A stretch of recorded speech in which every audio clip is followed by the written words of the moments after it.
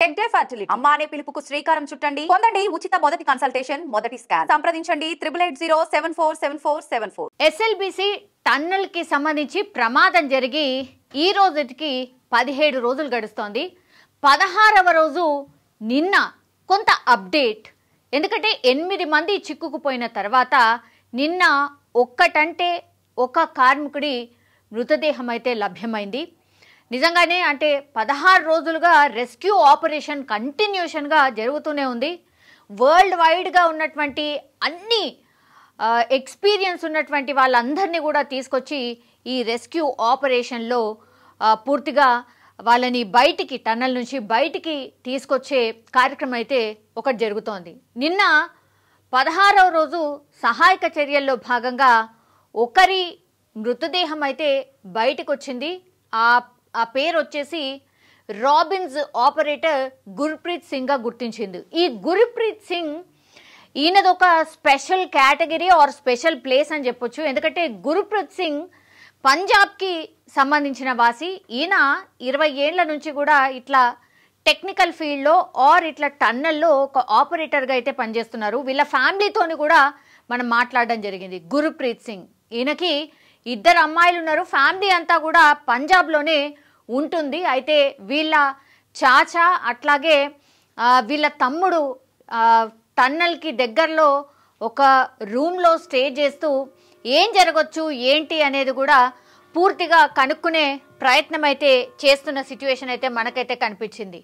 పాపం ఎందుకంటే వీళ్ళది ఎట్లాంటి ప్రాంతం అంటే ఈ గుర్ప్రీత్ సింగ్కి సంబంధించిన ప్రాంతం ఎట్లాంటిది అంటే అక్కడ ఎప్పుడు యుద్ధ వాతావరణమే ఉంటూ ఉంటుంది. అంటే సరిహద్దుల్లో ఉన్నటువంటి ప్రాంతం, అది బార్డర్లో ఉన్నటువంటి విలేజ్లో ఉంటారు కాబట్టి వాళ్ళకి ఆర్మీ ఎప్పుడైతే మీరు వెళ్ళిపోండి సమ్ బార్డర్లో కొంత అలజడి ఉంది, సో అటు అంటే పాకిస్తాన్ నుంచి ఇటువైపు అంటే రెడ్ జోన్లో ఉన్నటువంటి ప్రాంతం అది వీళ్ళు ఉండేటటువంటి ప్రాంతం. సో ఎప్పుడైతే పాకిస్తాన్లో అలజడి ఆర్ ఎట్లాంటి అనుమానమైన రాగానే ఆర్మీ వాళ్ళు వచ్చేసి వీళ్ళున్నటువంటి విలేజ్ దగ్గర వాళ్ళందరినీ ఖాళీ చేపించేసి ఆర్మీ వాళ్ళు వచ్చి కనీసం 1-2 నెలలు అట్లా ఉంటారట. సో వాళ్ళందరూ కూడా ఎప్పుడు ఎట్లాంటి పరిస్థితితో ఉంటుందో తెలియనటువంటి ప్రాంతంలో ఉంటూ ఉంటారు.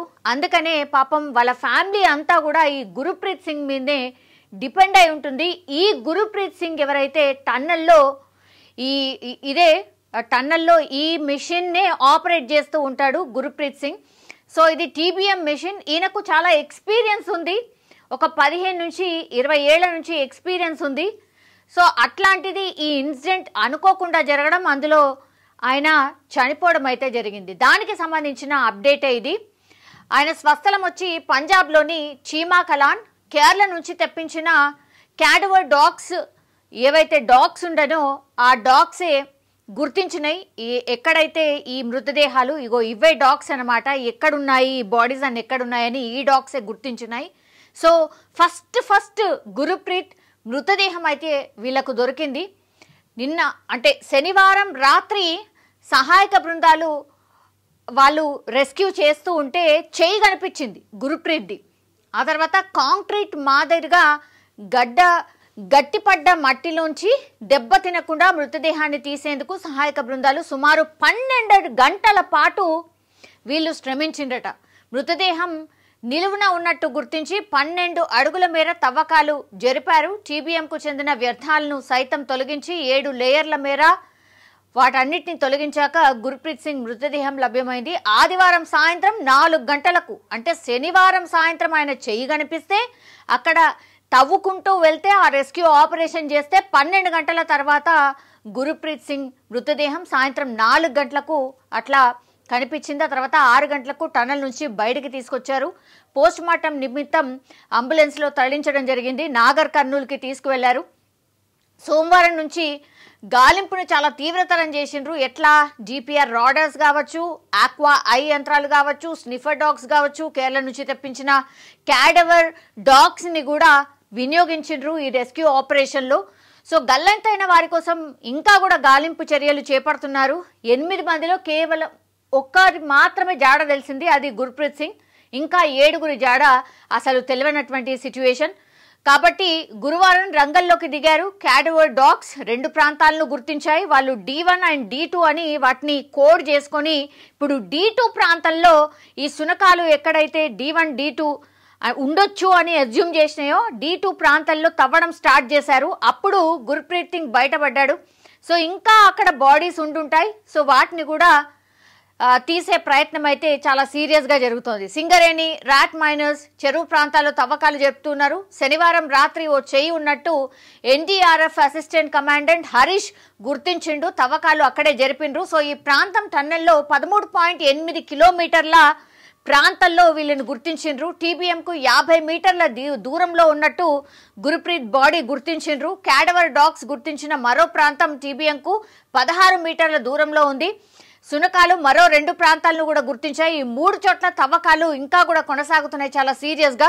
సో ఈ ప్రాంతం సున్నితంగా ఉందని సింగరేణి మైనర్స్ చెప్తున్నారు. వాళ్ళ ఎక్స్పీరియన్స్ని బట్టి ఈ ప్రాంతాల్లో TBM నుంచి 10 నుంచి 16 మీటర్ల దూరంలో ఉన్నాయి. అక్కడ ఊట నీటిని తొలగిస్తూ ఉండగా మిగతా మట్టి కాంక్రీట్ మాదిరిగా గట్టిగా తయారవుతూ తవ్వకాలకు ఆటంకంగా మారుతోంది. సహాయక బృందాలపై పైనుంచి మట్టి పెళ్లలు కూలకుండా ఉండేందుకు దుంగల్ని కూడా ఏర్పాటు చేస్తారు. పైనుంచి ఏం పడకుండా ఉండడానికి వీటిని సపోర్ట్గా వినియోగించి తవ్వకాలు జరుపుతున్నారు. క్యాడవర్ డాగ్స్ గుర్తించినటువంటి ఈ ప్రాంతంలోనే ప్రస్తుతం చాలా సీరియస్గా తవ్వకాలు కూడా జరుపుతున్నారు. మానవ అట్లాగే జంతు కళేబరాల అవశేషాలను వేరువేరుగా గుర్తిస్తాయి. ఏంటి ఈ కేరళకు సంబంధించిన వైపరీత్యాలు జరిగినప్పుడు కూడా ఈ డాగ్స్ని కూడా క్యాడవర్ డాగ్స్ని కూడా ఉపయోగిస్తున్నారు. కాబట్టి ఈ క్యాడవర్ డాగ్స్కి సంబంధించిన స్పెషాలిటీ ఏంటంటే ఇవి మనిషి కళేబరాలా లేకపోతే జంతువుకు సంబంధించిన కళేబరాలా, వాటి డిఫరెన్స్ను కూడా వీటికి తెలుస్తూ ఉంటాయి. అందుకని ఈ డాగ్స్ని తీసుకొచ్చారు. 17 శునకాలను కొనుగోలు చేసిండ్రు. ఏంటిది ఇట్లాంటి కేరళలో ఈ వైపరీత్యాలు జరిగినప్పుడు గుర్తించడానికని ఇట్లాంటి డాగ్స్ని ఒక 17 అయితే పూర్తిగా ట్రైనప్ చేసి ఉంచారు. సో ఆ శునకాలనే ఇక్కడికి తీసుకొచ్చారు. ఇవే ఇప్పుడు గుర్ప్రీత్ సింగ్ని బయటికి తీసుకురావడానికి కూడా ఉపయోగపడింది అని చెప్పొచ్చు. ఇప్పుడు గుర్ప్రీత్ సింగ్ బాడీ దొరికిన తర్వాత అతిపెద్ద చర్చ ఏంటంటే మరి ఈ ఫ్యామిలీస్ని ఎట్లా ఆదుకోబోతున్నారు, ఆ కుటుంబాన్ని ఎట్లా ఆదుకోబోతున్నారు అని. సీఎం అయితే ఒక ప్రామిస్ చేసిండ్రు. ఇప్పుడు ఎవరైతే చనిపోయారో కార్మికులు 25 లక్షల రూపాయలు ప్రభుత్వం తరఫున చెల్లించబోతున్నాము అన్నటువంటిది అనౌన్స్మెంట్ చేసిన పరిస్థితి. ఇప్పుడు ఆయనకు ఇన్సూరెన్స్ ఉంటే ఆ ఇన్సూరెన్స్కి సంబంధించిన డబ్బులు వస్తాయి. అట్లాగే కంపెనీ ఏమైనా ఇస్తుందా అనేది కూడా ఆలోచించాల్సిందే. అండ్ అగైన్ కేంద్రం ఏమైనా సహాయం చేస్తుందా ఇది కూడా కొంతమేర ఆలోచించాల్సిందే. సో ఏది ఏమైనా అంటే రాష్ట్ర సర్కార్ ఒక మంచి ప్రయత్నానికి ఈ నీళ్ల ద్వారా ఈ టన్నెల్ నిర్మిస్తే నల్గొండ సస్యశ్యామలం అవుతుంది, సాగునీరు అందుతుంది, అట్లాగే తాగునీరు ఫ్లోరోసిస్ లేకుండా ఉండే తాగునీరు కూడా అందించే కార్యక్రమం. కాబట్టి దీన్ని పెద్ద ఎత్తున చాలా సీరియస్గా చేస్తున్నటువంటి టైంలో జరిగినటువంటి అనుకోనటువంటి ఇన్సిడెంట్. కాబట్టి చాలా మంది ఎక్స్పెక్ట్ చేస్తున్నారు ఏంటంటే ఎస్ డెఫినెట్లీ ఈ 8 మంది 16 రోజులు అయిపోయింది, వాళ్ళ 17వ రోజు. సో ఒక్క బాడీ మాత్రమే దొరికింది. ఆ బాడీలని ఎట్లాగైనా బయటికి తీసి వాళ్ళ కుటుంబాలకి ఇచ్చే ప్రయత్నం అయితే చాలా సీరియస్గా సర్కార్ అయితే చేస్తోంది. అయితే గుర్ప్రీత్ సింగ్ని ఎట్లా గుర్తించిందంటే ఆయన చేతికి ఉన్నటువంటి కడెం ఫస్ట్ యాక్చువల్లీ ఆయన చేతే బయటపడింది తవ్వుతుంటే, కాబట్టి ఆ చేతికి కడెం ఉంది. అట్లాగే ఆయన హైట్, పర్సనాలిటీ, కలర్ చూసిన తర్వాత వాటిని గుర్తించి ఎస్ ఈ గుర్ప్రీత్ సింగే అని నిర్ధారణకు వచ్చిండ్రు. ఆ తర్వాతనే ఫ్యామిలీ మెంబర్స్ని పిలిపించడం, తర్వాత ఆ ఈ బాడీని వాళ్ళకు అప్పగించడం అయితే జరిగింది. కానీ అత్యంత బాధాకరం ఈ ఇన్సిడెంట్ అయితే. ఇది ఒక గుణపాఠం కూడా. ఒకవేళ టన్నల్లో ఏదైనా కార్యక్రమాలు గవర్నమెంట్ తీసుకుంటే మరి ఎట్లాంటి ప్రాంతాల్లో ఎట్లా ఈ ప్రమాదాలు జరగకుండా ఈ తవ్వకాలు జరపాలి అనేది కూడా ఒక లెసన్ అన్నమాట. ఫర్దర్గా ఇంకెప్పుడైనా ఇట్లాంటి సంఘటన జరిగితే వీళ్ళు ఎట్లయితే రెస్క్యూ చేసిండ్రో ఇట్లా రెస్క్యూ ఇలా కాకుండా ఇలా చెయ్యొచ్చు అనేది ఒక గుణపాఠం లాగా అనుకోవచ్చు. సో ఈ రెస్క్యూ ఆపరేషన్స్లో పాపం 16 రోజుల నుంచి కూడా వీళ్ళు ఎవరైతే రెస్క్యూలో పాల్గొంటున్నారో వాళ్ళ ఫ్యామిలీస్ అందరినీ కూడా వదిలేసి ఆ తర్వాత వీళ్ళు కూడా నిజం చెప్పాలంటే వాళ్ళ ప్రాణాల్ని కూడా పణంగా పెట్టి మిగతా 8 మంది ఎవరైతే అందులో చిక్కుకుపోయి ఉన్నారో వాళ్ళని బయటికి తీసుకొచ్చే కార్యక్రమం అయితే చేస్తున్నారు. ఫస్ట్ వీళ్ళందరికైతే హ్యాట్స్ ఆఫ్ చెప్పాల్సిందే నిజం చెప్పాలంటే. బట్ ఈ కొంత ఒక అంటే చాలా రోజుల తర్వాత ఈ ఒక మృతదేహం అయితే బయటపడింది కాబట్టి ఇంకా చాలా ఫాస్ట్గా ఓకే ఇలా ఈ డాగ్స్ ఏవైతే గుర్తించినాయో ఆ ప్రాంతాల్లోనే తవ్వకాలు జరిపి ఇంకా త్వరగా ఈ వర్క్ ఫినిష్ అవుతుంది అనేది అయితే గుర్తించడం జరిగింది. అంతే ఫాస్ట్గా ఈ రెస్క్యూ ఆపరేషన్ అయితే కొనసాగుతున్న సిచ్యువేషన్ అయితే కనిపిస్తోంది. సో 17వ రోజు ఇంకా సీరియస్గా ఒకరి బాడీ బయట పడిన తర్వాత మిగతా ఫ్యామిలీస్ ఎవరైతే ఈ 7 కుటుంబ సభ్యులు ఉన్నారో వాళ్ళు ఇంకా కూడా ఈగర్గా ఎదురు చూస్తున్న సిచ్యువేషన్ అయితే కనిపిస్తోంది. మరి చూడాలి ఇంకా ఎన్ని రోజులు పడుతుందో మిగతా 7 మృతదేహాల్ని బయటకు తీయడానికి అనేది చూడాల్సిందే.